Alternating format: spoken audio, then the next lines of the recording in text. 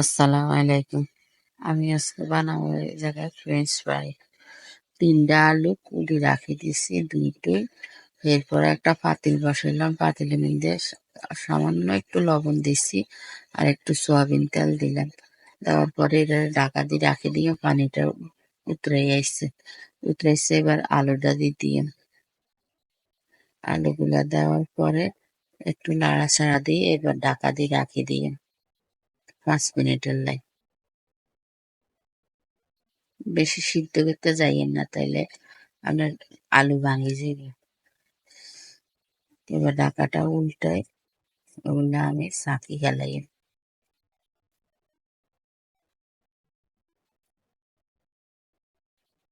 এবার একটা হাজির মধ্যে ছাঁকি খেলাই। এবার আপনার ওই কলের তলেরা এই ঠান্ডা পানি দিয়ে একটু ধুই খেলাই।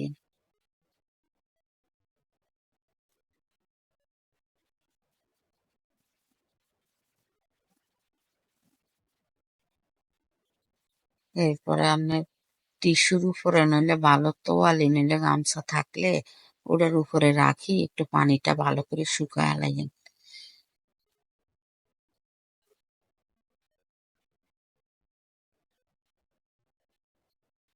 পানিটা ভালো করে শুকানো হইলে এবার আপনি প্লেটের মধ্যে ডালি ও কর্নফ্লাওয়ার আছে না, নিয়ন্ত্রণ অল্প কিছু নিবেন, হাতে নিয়ে এই আলুর ইয়াগুলার উপরে ছিটে দিয়ে এগুলার একটু মাখি চুখি নিয়ে চাইলে এই পর্যায়ে আপনারা কিছু ইয়ার শুকনা মরিচের গুঁড়ো দিতেন হারা, যারা একটু ঝাল ঝাল পছন্দ করেন।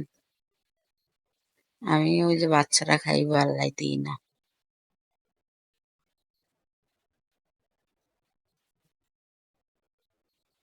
এরপরে এগুলার একটা কড়াই বসাইছি, ওগুলা সবগুলা এবার ভাজিয়ে লাই।